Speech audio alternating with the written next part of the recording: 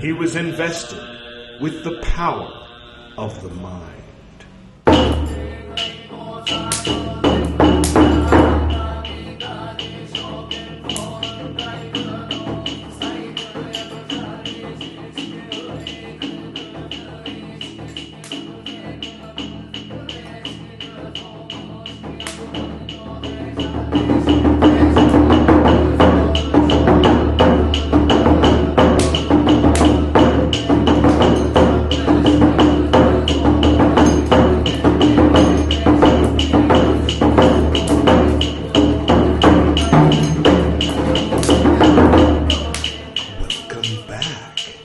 This is Edward Reed's Buddhist Books Podcast, episode 140, Padmasambhava, part 5. If this is your first time seeing me, you might like to start with part 1. You can click here. If you're watching me on YouTube, that will take you to the Padmasambhava playlist. Starting with episode 1 or part 1, the one called Padmasambhava, in which I will recite cantos 1, 2, and 3 of the life and liberation of Padmasambhava, followed by Padmasambhava part 2, in which I read parts 4, 5, and 6, followed by episode 120 of the Buddhist Books Podcast. So it started on Esoteric Nerd, migrated over to Buddhist Books Podcast. And then episode 130 was part 4. So, for those of you who are not seeing me on YouTube, who are listening on the podcast, if you would like to start with Padmasambhava part 1 and go in order, you might want to get a pen. It goes like this. Very honored Frater BT's Esoteric Nerd podcast. You can just type in Esoteric Nerd into Spotify or Apple Podcasts or your preferred podcasting platform. Spelled like it sounds. Esoteric minus the C plus nerd. Esoteric Nerd. Episode 118. That's the first Padmasambhava. Then episode 119.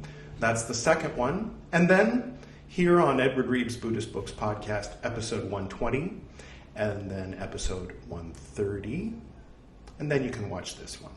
I mean, you can watch this one first if you want. It's just that it goes in order. All right, well, I'd like to welcome our special guests. Of course, Guru Rinpoche, Padmasambhava, the second Buddha, as he's known in Tibetan Vajrayana Buddhism.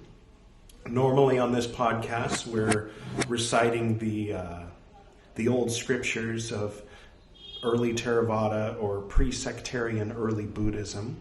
But every 10 episodes, just to mix it up a little bit, we take a Vajrayana vacation, I guess, and read the life and liberation of Padmasambhava.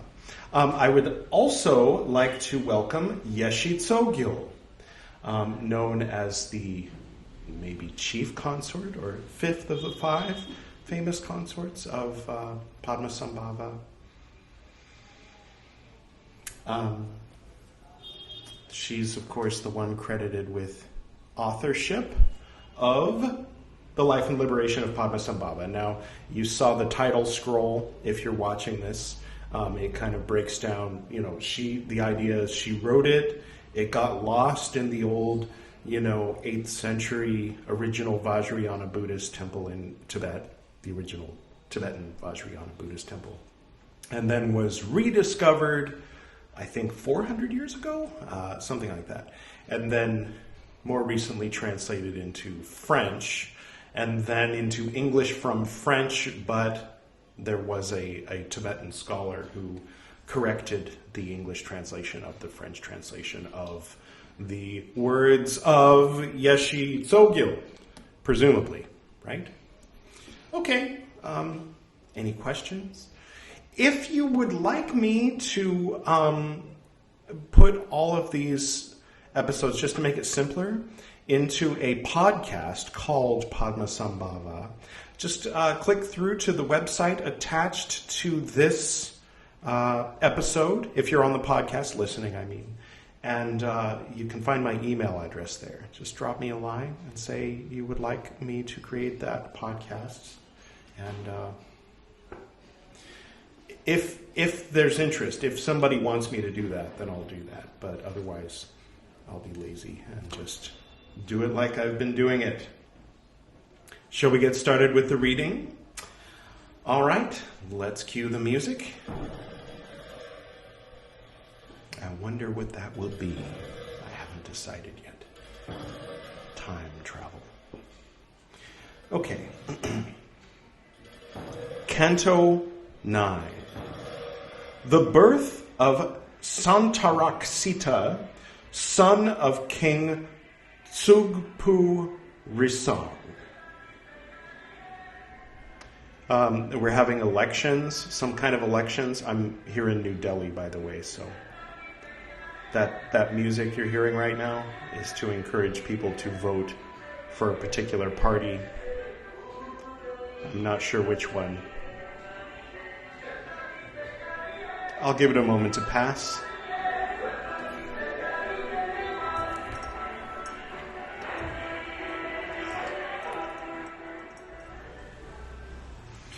Good enough.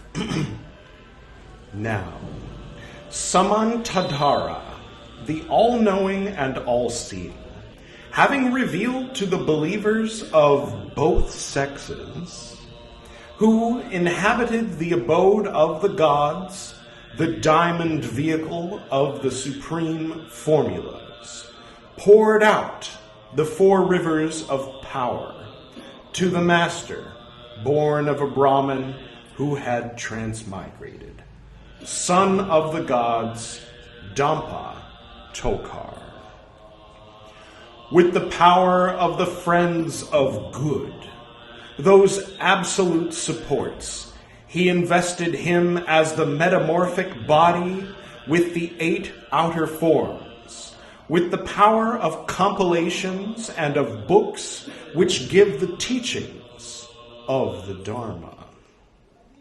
He invested him as body of fruition with the 8 inner forms, with the power of full knowledge and with the power of tutelary divinities. He invested him as the essence body with the 8 secret forms, with the sovereign power of the great seal brought to perfection. He invested him as the immutable Vajra with the 10 powerful forms, the very Lord of the 5 transcendents, the supreme Vajradhara. He invested him with the purification of the embrace of energy. Once the perfect conferring of special powers was received in this way, the 10 general powers were conferred on him. In order that he might obtain ambrosia, he was invested with the power of life. In order that he might understand the mind, he was invested with the power of the mind. In view of the celestial treasures, he was invested with the power of acquiring the necessary. In order that he might cut off for himself the path of actions and predispositions, he was invested with the power of concentration, which cuts off the path of actions. In order that he might engender contemplation, he was invested with the generative powers. In order that he might have access to spontaneous births, he was invested with power over metamorphosis. In order that he might obtain the integral meanings, he was invested with enthusiasms. In order that the benefit of thought might be obtained for him, he was invested with fervor. in order that he might obtain the work of body, speech, and mind, he was invested with understanding. In view of the absolute purity, which equals the plane of essence itself, he was invested in the 10th stage with the power of the Dharma. Then he was invested with the 25 particular powers, in the head with the 5 powers of the body, in the throat with the 5 powers of speech, in the heart with the 5 powers of the heart, in the navel with the 5 powers of excellence, in all his limbs with the 5 powers of action, and praised, honored, and magnified by 100,000 gods, he was urged on by songs, sweet melodies, and the sound of cymbals. Then Dampa Tokar made his way toward the abode of men. And as among his retinue of gods, there was Maitreya, the future master of the Dharma. He took off the white insignia from his own head and put it with the diadem on the head of Maitreya. Quote, "After me, you will become the Buddha." End quote. And when this prediction of investiture was praised, he went forth to become the son of King Suddhodana of Kapilavastu. Now, Samantadhara, the supreme master, saw that the abode of men was to be conquered by the 3 yogas, and the fruit of it was the diamond vehicle of the secret formulas. The son of the gods, Yeshe Tsogyal, staff of the sign of knowledge, after the reign of the 4 rivers of power, will be like a bowl among the gods. He thus left to become the son of King Tsugpu Risang, beautiful crest of hair. The country to which he went was a western country, Udayana. In the center of the 21 regions of the country, in the north of the cemetery piled up black clouds, is the monastery of the Heruka. In material, it is of varied gems. The form is round, and the color blue. The temples there are full of pure recitations. On the 4 sides, it has 16 doors, all opening at the same time. And there is also the monastery of Utala, arisen spontaneously, directed by celestial beings. And there is also the temple of apparitions, and the monastery of Gondola. Now, after the lord of these places, King Tsugpu Risang, accomplished the act of his desire with Queen Chodonla, worthy of respect. Twin princes were born. Then for these 2 princes, wives were taken at the same time, and it was said, quote, "The first son which is born to the princes will be raised to the throne." End quote. But when they received their fiancés the same day at the same time, King Tsukpu Risang declared, quote, "Since there is a risk that we will behold simultaneous births, let the first word decide," end quote. And he said to the two young queens, quote, "Go to sleep to the right and the left of my throne," end quote, and they stretched out.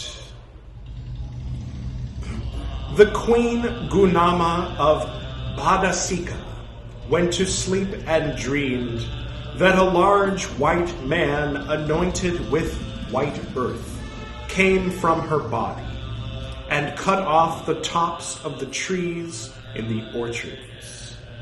After the first queen's dream of the white form, the other queen dreamed that a black man who came from her body passed his head between the sun and the moon. Meanwhile, the king had a dream that from his heart a 5-colored ray went forth between the sun and the moon. In the morning, both queens said, quote, "The signs in my dream show that mine is the best, mine is the highest," end quote. A clever interpreter of dreams was consulted, and he said, quote, "The white man foreshadows the birth of a prince who will do good for the people, and in whom a superhuman entity will incarnate itself. The trees cut down are evil people who will be subdued. The white earth foretells the spread of the doctrine. The large black man who came forth from the queen foretells the ascension to the throne and announces the prince to come," end quote. And in the year, at the first spring moon, the day of Tisya, both sons were born, and the same words were repeated. An auspicious sign having appeared, Bhadasika said, quote, "It is the sign for my son," end quote. And Suvikranta said, quote, "This is the sign for my son. He will get the throne," end quote. Now the king assembled the multitude of the men of the kingdom and celebrated for the two princes the feast of the Nativity. A Brahmin versed in onomastics sought names for them. The son of Suvikranta, he gave the name Sikandin. The son of Bhadasika, he gave the name of Santaraksita. And when the ministers asked whom to crown as king, he said, quote, "May it be the one the people say is of beautiful face and of full understanding," end quote. And Sikandin was raised to the throne. To Santaraksita was entrusted the frontier of the steppes.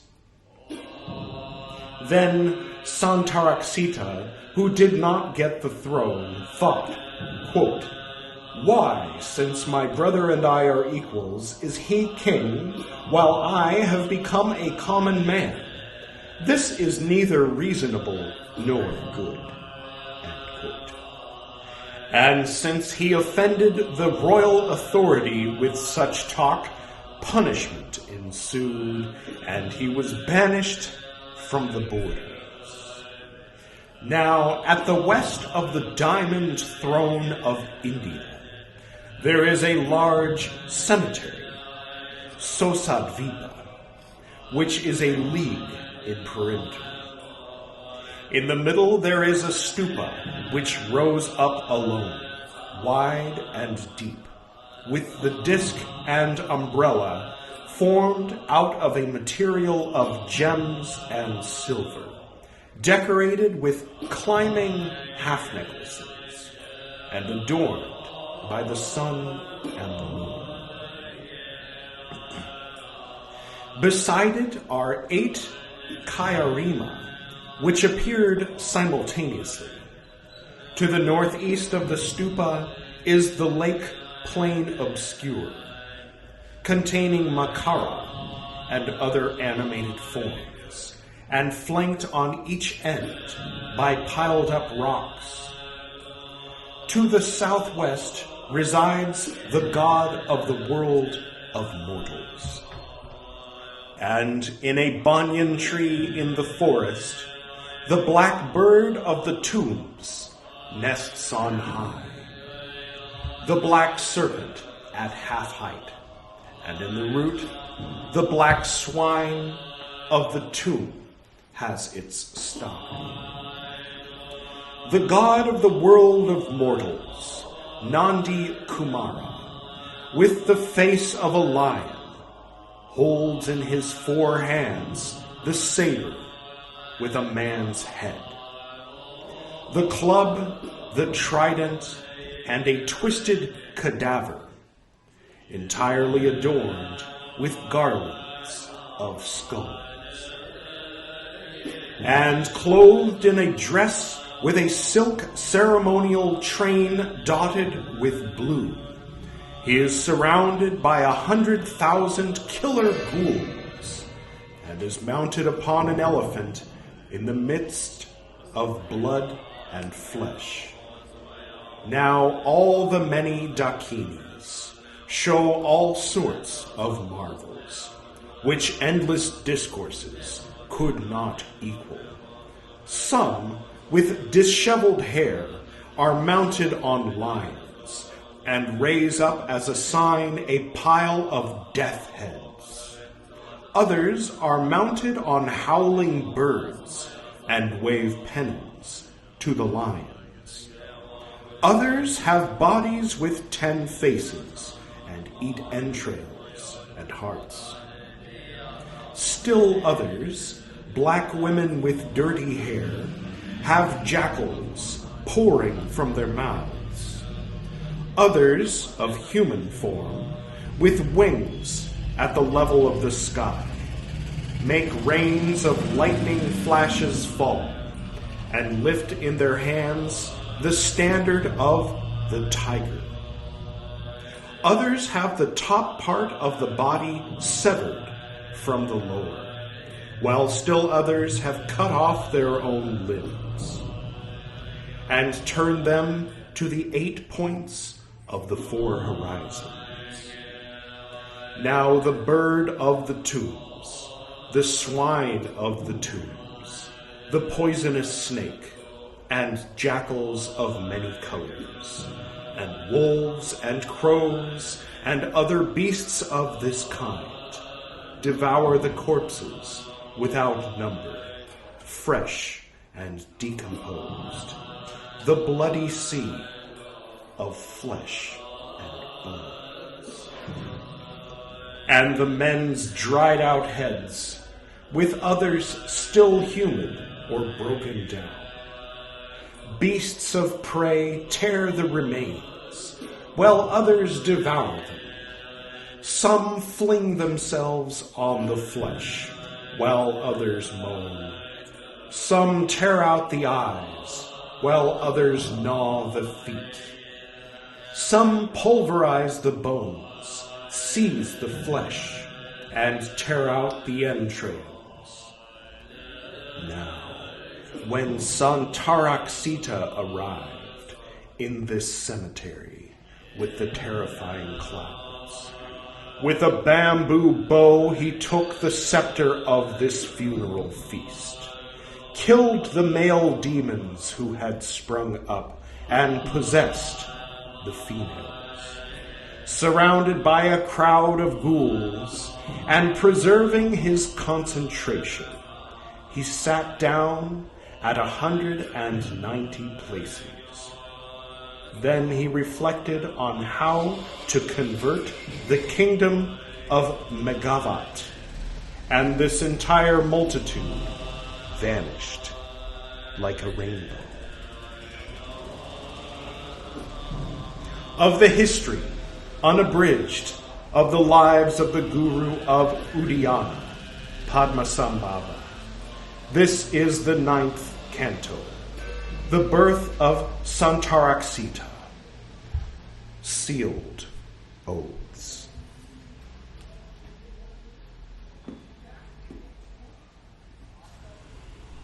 All right. You might notice a little, just subtle difference between some of these writings from Tibetan Vajrayana and what we're normally reading from pre-sectarian early Buddhism. This is, of course, specifically Tibetan Vajrayana as opposed to, for example, Japanese Vajrayana or that Vajrayana that was developing in Nalanda, of which Padmasambhava was a practitioner. This is the teachings of Padmasambhava as recorded by Yeshe Tsogyal. So it's a very specific and particular lineage that grew and became very well known and practiced, especially in the regions of Tibet, Nepal, and Bhutan, and after the occupation by the CCP, what's now called the CCP, what has come to be known as Tibetan Buddhism has spread around the world and in various forms has become much more popular. And so, yeah, it's interesting, very interesting processes one goes through while reading it, visualizing these things. Of course, it ends with sealed oaths because traditionally, even the writings of pre-sectarian early Buddhism traditionally were not meant to be shared outside of the Sangha of monks. So, Kali Yuga, these things are now shared. This is published. You can find it on archive.org. If you go to archive.org and search for the life and liberation of Padmasambhava, you can read everything that I just read. You can read ahead. You can stop listening to me and read it in your own head with your own voice, pronouncing the words properly of Sanskrit and Tibetan that I pronounce with my California accent. Well, all right. I myself am going to be listening to that and contemplating and visualizing it. And let me know what you think. Feel free to comment below. Feel free to write to me, edward@edward-reeb.com. Let me know what you think. And let me know if you think I should put these on a separate podcast called Padmasambhava. All right, I guess that's it. I will go ahead and close with the prayer that my dad and I would perform at the end of our morning Tibetan Vajrayana meditations. All right. To the north and to the south, to the east and to the west, to the spirits of light among us and to the spirits below, we send out our reverent love and compassion. May all beings be happy. May all beings be serene. May all beings be in peace.